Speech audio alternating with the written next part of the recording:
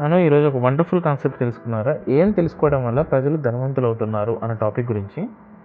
దీన్ని అర్థం చేసుకోవడానికి ముందుగా కొన్ని విషయాలు మనకు తెలియాలి. అసెట్స్ అంటే దేని ద్వారా మన అకౌంట్‌లోకి డబ్బులొస్తే వాటిని అసెట్స్ అని, లయబిలిటీస్ దేనికోసమైతే మన అకౌంట్‌లో నుంచి డబ్బులు ఖర్చవుతాయో వాటిని లయబిలిటీస్ అని, మూడోది క్యాష్ ఫ్లో మన యొక్క జర్నీని తెలిసేది క్యాష్ ఫ్లో అని అంటారు.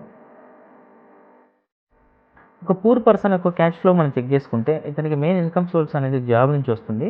ఆయన జాబ్ నుంచి వచ్చిన శాలరీ మొత్తం ఎక్స్‌పెన్సివ్స్ ఖర్చయిపోతుంది. ఫర్ ఎగ్జాంపుల్ ఎక్స్‌పెన్సివ్స్ అంటే taxes, rent, food, transportation, clothes వీటికి ఖర్చయిపోతుంది.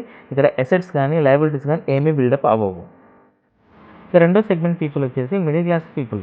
వీళ్ళ మెయిన్ ఇన్కమ్ సోర్స్ అనేది జాబ్ నుంచి వచ్చిన డబ్బులను శాలరీ ద్వారా వచ్చిన డబ్బులు అనేవి ఫస్ట్ లయబిలిటీ ఖర్చు పెడతారు. అంటే car loans, school loans, credit card debts, personal loans, mortgage loans, school fees వీటికి ఖర్చు పెడతారు. దాని ద్వారా అవి ఖర్చు అవ్వగా మిగిలిన డబ్బులని వాటిని ఎక్స్‌పెన్సివ్స్ అంటే rents, taxes, car payments, card payments వీటి కోసం ఖర్చు పెడతారు. వీళ్ళకి కూడా అసెట్స్ ఏమీ జనరేట్ అవ్వవు. ఇంకా మూడో సెగ్మెంట్ వచ్చేసి రిచ్ పీపుల్ సెగ్మెంట్. వీళ్ళకి ఇన్కమ్ అనేది అసెట్స్ ద్వారా జనరేట్ అవుతుంది. ప్యాసివ్‌గా వీళ్ళు వర్క్ చేయాల్సిన అవసరం లేదు. వీళ్ళ కోసం డబ్బులు పనిచేస్తుంటాయి. సో, వీళ్ళకి లయబిలిటీస్ కూడా మేనేజబుల్ అవుతుంది. అందుకే వీళ్ళకి బిజినెస్ నుంచి కూడా డబ్బులు వస్తుంటాయి.